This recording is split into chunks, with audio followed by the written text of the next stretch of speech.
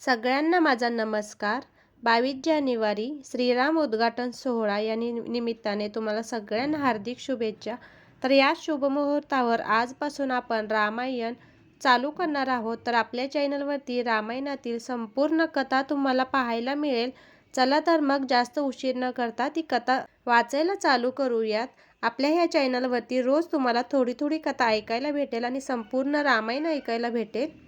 तर आपल्या चॅनलवरती जर तुम्हाला रामायण संपूर्ण ऐकायचं असेल आणि चॅनलवरती नवीन असाल तर प्लीज सबस्क्राईब करा. चला तर मग सुरुवात करूयात. दशरथा हे घे पायसदान, लाभले पुत्राचे वरदान. चला तर मग सुरुवात करूयात. या जगात सर्व सुखी असा कोण आहे असं म्हटलं तर सदाचार संपन्न न्यायी राजा दशरथ. त्याची प्रजा राजाला आपला पिताच मानत होती. पंडित, ज्ञानी, धर्माचार्य असे सारे विद्वज्जन त्याच्या मनाला मान देत होते. राजा या नात्याने तो खरोखरी सुखी होता. राजप्रसादीही सारे त्याच्या सुखासाठी झटत असत. राजघराण्यातील परंपरेनुसार राजा दशरथाच्या 3 सद्गुणी पतिनिष्ठ पत्नी होत्या, पण राजाला अपत्य नव्हते. तसं म्हटलं तर दशरथ राजा जितेंद्रिय होता, पण कुलखंडित होण्याचं दुःख मनात सलतच होतं. पण इतर मात्र जास्त दुःखी होते. राजप्रासादी घुंगुरवाळा कधी वाजतो याची सारी प्रजा आतुरतेने वाट पाहत होती. दशरथ राजाची पट्टराणी कौसल्या तशी मनाने वयाने ज्येष्ठ श्रेष्ठ, सम्राटाच्या धार्मिक कार्यात पतीच्या हाताला हात लावण्याची रीत निष्ठेने पाळणारी तशी कोमल हृदयाची स्त्री होती. ती संयमी होती. कुलाचार संस्कार याविषयी ती तत्पर होती. तत्कालीन राजस्त्रियांप्रमाणे ती वेदविद्या जाणत होती. तिला आपल्या श्रेष्ठ पदाची जाणीव होती, पण त्याचबरोबर तशी परिस्थितीने दबलेली होती. म्हणूनच बरीचशी उदासीन वृत्ती होती. दशरथाची दुसरी राणी सुमित्रा आहे त्या परिस्थितीला असतमुखाने सामोरी जाणारी अशी होती. प्रेमळ पण तितकीच विचारी. कौशल्या राणीच्या वचनात राहणारी. आपले पतीच्या जीवनात कोणते स्थान आहे हे ती जाणून होती. दशरथाची सर्वांहून धाकटी पत्नी कैकेयी अति देखणी. साहजिकच राजा दशरथ तिचा शब्द वरच्यावर झेलत असे. ती तरुण होती. पतीला आपलेसे करण्यात तरबेज होती आणि त्यामुळे तिच्यात सहजीच एक तऱ्हेचा ताठा होता. पण मुळात ती दुष्ट नव्हती. ती युद्धकला निपुण होती. अर्थात अंगचे गुण आणि योग्य परिस्थिती याने ती राजप्रसादी आपला शब्द खरा करे. राजप्रासादी प्रारंभी तरी सवती मत्सर हा शब्द नव्हता. तिघी गुण्यागोविंदाने कालक्रमणा करत. पण इतक्या ऐश्वर्यात तिघींच्या हृदयी चलणारे एक दुःख एकच होते. पोटी अपत्य नाही. एवढ्या मोठ्या साम्राज्याला पुढे वाली कोण? राजप्रसादात दुडूदुडू चालणारी पावले छुमछुम आवाज करणाऱ्या साखळ्यांनी दुमदुमत नव्हती. स्त्रीला मातृत्वाची आस जबर असते. तिच्या प्रेमाचा पान्हा तटलेला असतो. पण राजा दशरथही कमी दुःखी नव्हता. संध्याकाळचा समय. सारी आन्निके उरकून राजा सौंदावर बसले होते. आपल्या चिंतेत व्यग्र होते. मनात अनेक विचार उसळत होते. राजांनी गुरुजन, पुरोहित, अमात्य यांच्याशी विचारविनिमय करून पुत्रासाठी अश्वमेध यज्ञद्वारा भगवंतांचे यजन करावे असे ठरले होते. राजाने ही वार्ता राणीवशात सांगितल्यावर 3ही राण्या अति आनंदित झाल्या. पण राजाला मात्र चिंता लागली होती ती यज्ञाच्या तयारीची. तसं म्हटलं तर त्याच्या राज्यात कमतरता अशी कसलीच नव्हती. ना धनाची, ना माणसांची, ना यज्ञ विधिपूर्वक होण्यासाठी योग्य उपाय योजणाऱ्या पुरोहितांची. पण सुमंताने सांगितले त्याप्रमाणे पुत्रकामेष्टी यज्ञासाठी ऋष्यशृंग मुनींना प्राचारण करण्याचे अवघड कार्य त्याला करायचे होते. सम्राट दशरथ महाराजांना राजगुरूपासून साऱ्यांनीच पूर्वासुरींच्या विद्वानांचा हवाला दिला होता. पुराणातही ऋत्विजांनी पुत्रप्राप्तीसाठी याच यज्ञाचा उपदेश केला होता. ऋष्यशृंग मुनींनी जर आपल्या या यज्ञाचे संपादन केले तर तो निश्चित सफल होईल ही साऱ्यांनाच खात्री होती. ऋष्यशृंग खरोखरीच महान तपस्वी होते. विभांडक ऋषींचा हा पुत्र त्याने आपल्या पित्याशिवाय कोणी मानव पाहिलाच नव्हता. वनातच बालपणापासून श्वापदे, पक्षी, वृक्षलता, नद्या, झरे यांच्या सानिध्यातच तपात मग्न असल्याने बाकी जगाचे त्याला ज्ञानच नव्हते. रोमपद राजाला त्याला आपल्या देशात आणणे किती अवघड झाले होते ही कथा सुमंताने सांगितली होती. अंग देशात एक समस्या उभी राहिली होती.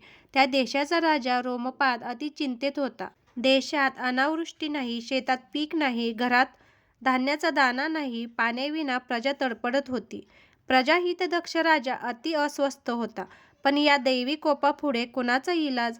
विभांडक ऋषीपुत्र ऋषशृंग यांच्या अधिपत्याखाली त्यांच्या सांगण्यानुसार यज्ञयाग करावेत हा पुरोहित वेदज्ञ यांचा सल्ला मानून हर प्रयत्नाने थोड्याशा कपटाने त्या अबोध बालकवृत्तीच्या ऋषीला आपल्या राज्यात आणले. त्याला आपली कन्या शांता अर्पण करून जामात करून घेतले आणि ऋषी सहाय्याने देवताचर्य करून इंद्रादी देवांना प्रसन्न करून घेतले व राज्यावरचे संकट टाळले. हे खरे, ऋषशृंग ऋषींचा अधिकार मोठा पण स्वभाव विचित्र. सुमंतांच्या आग्रहावरून राजा दशरथ सहपरिवार अंगदेशात गेला. राजा रोमपादाच्या मदतीने ऋषशृंग मुनींना हर प्रयत्नाने प्रसन्न करून सपत्नीक अयोध्येला आणले. आता अडचण कसलीच नव्हती. वसिष्ठांनी राजगुरू या नात्याने यज्ञाची सारी जबाबदारी अंगावर घेतली. योग्य मुहूर्त पाहून राजाला त्यांनी यज्ञाची दीक्षा दिली. कौशल्या राणीने सुस्थिर चित्ताने धर्मपालनाची इच्छा मनी ठेवून सगळ्यांनी प्रोक्षणद्वारा संस्कार केलेल्या अश्वाजवळ एक रात्र निवास केला. सारी अयोध्याच यज्ञकल्पनेने भारली गेली होती. सारी तयारी झाली. 16 ऋत्विज यज्ञातील हवनीय पदार्थांची विधिवत आहुती देऊ लागले. अश्वमेध यज्ञाची सांगता झाली. भूमिरूपात दक्षिणा दिली. सुवर्ण रौप्यमुद्रा दानगोदान दशरथाने कोषागारच खुले केले होते. अश्वमेध यज्ञानंतर पुत्रकामेष्टी यज्ञाची मुनी ऋषशृंगांनी केली. पुत्रेष्टी यज्ञासाठी अथर्ववेद मंत्राचा घोष सुरू झाला. साऱ्या देवता, सिद्ध, गंधर्व, महर्षी विधीनुसार आपला हविर्भाग घेण्यास आले. एवढेच नव्हे, प्रत्यक्ष विष्णू भगवान आपल्या सुंदर तेजस्वी रूपात प्रकट झाले. ऋषशृंग मुनींना अतीव आनंद झाला. त्यांनी नम्र होत सद्गदित स्वरात म्हटले, आज माझं जीवन खरंच सुफल संपन्न झाले. प्रार्थना ही की आपणच मानव रूपात प्रकट होऊन असुर नाशासाठी पृथ्वीवर अवतीर्ण व्हावे. या यज्ञाचे फळ राजाला आपल्यामुळेच प्राप्त होणार. तथास्तु. जणू आकाशवाणी निनादली. एवढ्याच दशरथाच्या यज्ञात अग्निकुंडातून एक विशालकाय, अत्यंत तेजस्वी, सर्व शुभलक्षणांनी युक्त असा पुरुष प्रकट झाला. त्याच्या हाती सुवर्णपात्र होते. त्यात पायस म्हणजे खीर रूपात यज्ञप्रसाद होता. दशरथाला इतका आनंद झाला जणू निर्धनाला धन मिळाले, मोक्षद्वारा खुले झाले. राण्यांना तो प्रसाद म्हणजे अहोभाग्यच वाटले. आता पाहूयात बालकांड. राम जन्मला ग सखी राम जन्मला. राम जन्म पाहूयात. यज्ञापासून सारी अयोध्या राजप्रसादातून आनंदवार्ता कधी बाहेर येते आणि आपण कधी सोहळा साजरा करतो या प्रतीक्षेत होती. धर्मज्ञ पंडित यांना तर खात्रीच होती. ऋषशृंग मुनींच्या अधिपत्याखाली झालेला पुत्रकामेष्टी यज्ञ सुफल होणारच. लवकरच साऱ्या राण्यांना मातृत्वाची चाहूल लागली. प्रतीक्षा आणि शेवटी प्रतीक्षा संपली. चैत्र शुक्ल पक्षी नवमीस पुनर्वसू नक्षत्र आणि कर्क लग्नात कौशल्यदेवींनी सूर्य, मंगळ, शनी, गुरु, शुक्र हे 5 ग्रह उच्चस्थानी असणाऱ्या शुभवेळी लोकवंदित अशा पुत्राला जन्म दिला. त्या अजानुबाहू भव्य ललाट असलेल्या, देखणेपणा आणि तेज यांची मूर्तीच असलेल्या श्रीरामाला जन्म देऊन कौशल्यदेवी जणू देवमाता अदितीप्रमाणे भासत होती. राणी कैकेयीने सर्व गुणसंपन्न, सत्यवादी, पराक्रमी अशा भरताला जन्म दिला आणि सुमित्रा राणीने अश्रविद्याकुशल अशा लक्ष्मण आणि शत्रुघ्नाला जन्म दिला. पुष्यनक्षत्री व मीनलग्नी जन्मलेला भरत प्रसन्नमुख होता. सुमित्रीचे आवळे-जावळे अश्लेषा नक्षत्रात व कर्क लग्नात उच्चस्थानी सूर्य अशा शुभकाली जन्मले होते. 4 पुत्र यज्ञाचा प्रसाद होते. सारे रूपगुणांनी युक्त होते. कुलपरंपरेनुसार दशरथ महाराजांनी 4 बाळांची नावे राम, लक्ष्मण, भरत, शत्रुघ्न अशी अनुक्रमे ठेवली. राजप्रसाद तर नामकरणासाठी नटलाच. त्याचबरोबर पुरी अयोध्या ही गुढ्या तोरणांनी, पुष्पमालांनी, रंगावलींनी अशी नटली की प्रत्यक्ष अमरपुरीच पृथ्वीवर अवतरली असं वाटत होतं. राजा दशरथाने अपार दानधर्म केला. प्रजेला सुवर्णमुद्रांनी संतुष्ट केले अयोध्येच्या राजप्रासादी या 4 बायकांच्या हसण्या खेळण्याने आनंदी वातावरण निर्माण होत होते. त्यांच्या या बाललीलांनी 3ही माता आनंदित होत्या. तसं म्हटलं तर राजा दशरथाचा जास्त ओढा तरुण, सुंदर कनिष्ठ राणी कैकेयीकडेच होता. ज्येष्ठ राणी कौसल्या त्यामुळे मनोमनी खंतावत असे, पण मातृत्वाच्या परमानंदात सवती मत्सर कसपटाप्रमाणे कुठच्या कुठे वाहून जात होता. आता तिघींच्या प्रेमाचा केंद्रबिंदू ही 4 बालकं होती. 4ही भावंडं मोठी होत होती. त्यांच्या पावलांना राजवाडा अपुरा पडत होता. त्या साऱ्यात राम उठून दिसत असे. कौसल्याला तर रामाच्या मागे सतत एक तेजोवलय फिरताना दिसे. सुमित्रेला वाटे, रामापाठीमागे ही 3 भाऊ प्रभावळीप्रमाणे शोभून दिसतात. श्रीरामचंद्राला जे जे सर्वोत्कृष्ट, जे जे सर्वगुणसंपन्न, जे जे तेजोमय, तसेच जे जे कांतिमान, जे जे नयनांना सुखावणारे ते ते प्रिय असे. त्यांच्या बालपणीच्या अनेक मागण्यात हेच प्रतिबिंबित होत असे. आकाशातील पौर्णिमेचा चंद्र हाती हवा हा हट्ट याचेच द्योतक आहे, अशी ही बालके मातापित्यांना सुखवत होती. अयोध्येत प्रजेच्या डोळ्यांचे पारणे फेडत होती. त्यांच्या बंधुप्रेमाची, सौजन्यतेची, शीलसंपन्नतेची सगळीकडे प्रशंसा होई. लोकाभिराम श्रीरामाचा, अनुचर लक्ष्मण तर शत्रुघ्न भरताचा. बालपण सरले. राजगुरू वसिष्ठांनी मुलांचे जातकर्म, उपनयन आदी संस्कार करवून घेतले. दशरथाचे 4 पुत्र वेदविद्या, धनुर्विद्या व मातापित्यांची सेवा यात मग्न असत. 4घे भाऊ आता राजप्रासादी ज्ञानार्जनात गुंतले होते. पण दशरथाला माहीत होतं की गुरुमुखातूनच मिळालेलं ज्ञान खऱ्या अर्थानं शिष्याला समृद्ध करतं, त्याचं जीवन कृतार्थ होतं. म्हणूनच त्याने 4ही भावंडांना शरयू तीरावर वनात असलेल्या वसिष्ठ मुनींच्या आश्रमात शिक्षणासाठी पाठवलं. 4ही भाऊ वनातला तो साधा आश्रम पाहून बावरून गेले. राजवाड्याच्या वैभवशाली वातावरणात वाढलेले ते राजकुमार एकदम या नव्या दुनियेत चटकन सामावणं कठीण होतं. पण गुरु वसिष्ठ, आपली गुरुपत्नी यांच्या प्रेमळ वर्तनाने ते 4घेही त्या वातावरणात मिसळून गेले. सर्वत्र पाचूप्रमाणे हिरवा हिरवा आसमंत, छोट्या छोट्या सुबक पर्णकुट्या, प्रत्येक कुटीपुढे तुळशी वृंदावन, चौफेर मोगरा, शेवंती, चाफा, मालती यांच्या लता, रक्षकाप्रमाणे उभे असलेले कंदम, नीम, मोह, बोर, आवळी यांचे वृक्ष. मोकळं मोकळं अफाट निसर्गशिल्पच जणू आकाशापर्यंत पोचलं होतं. यज्ञकुंडातून निघणारी धूम्रवलये जणू साऱ्या परिसरावर एक पवित्र आभा निर्माण करत होते. सगळ्या पर्णकुटीतून वेदमंत्राचे घोष त्या पवित्रतेत भरत होते. हे साधेपण साऱ्यांनाच हळूहळू आवडू लागले होते. प्रारंभीच आश्रमद्वारी गुरु वसिष्ठांनी म्हटले, ही तुमची 5वी माता. 3 माता, 4थी गोमाता आणि ही 5वी माता अरुंधती माता. तिच्या प्रेमाने आणि बुद्धिचातुर्याने राम प्रथमदर्शनीच प्रभावित झाला आणि ती भावना दिवसागणिक वाढतच गेली. म्हणून अध्ययन समाप्तीनंतरचा विरह मातेला व पुत्रांना व्याकुळ करत होता. माता अरुंधतीने रामाचे मस्तक अवघ्राण करून ममतेने म्हटले, पुत्रा, सत्य सोडू नको. कोणत्याही वैयक्तिक सुखाचा त्याग करायला लागला तरी कर. बंधूंना आधार दे. कृतज्ञता, जनहित यांचा अवमान करू नको. राजकुमार आयुष्यातील राजकर्तव्याकडे पावलापावलाने सरकत होते. प्रेमळ, ज्ञानश्रेष्ठ, संयमी, सत्शील गुरुने दिलेले ज्ञान प्रत्यक्षात उपयोगात आणण्याचा हा काल. अयोध्या नगरीच्या राजप्रासादाजवळ आल्यावर वसिष्ठ मुनींनी रामाला जवळ घेत म्हटले, रामा, माझ्याजवळ सारं ज्ञान तुम्हाला दिलंय. तुम्हा बंधूंच्या हातून फार मोठे लोकोत्तर कार्य घडणार आहे. रामा, मी उद्या प्रहारबागेत एक विशेष प्रार्थना करणार आहे. जमलं तर त्यावेळेस तू तिथे येशील तर बरं. पुरा दिवस राजप्रासादातल्या कौतुकात कसा सरला हे कळलंच नाही.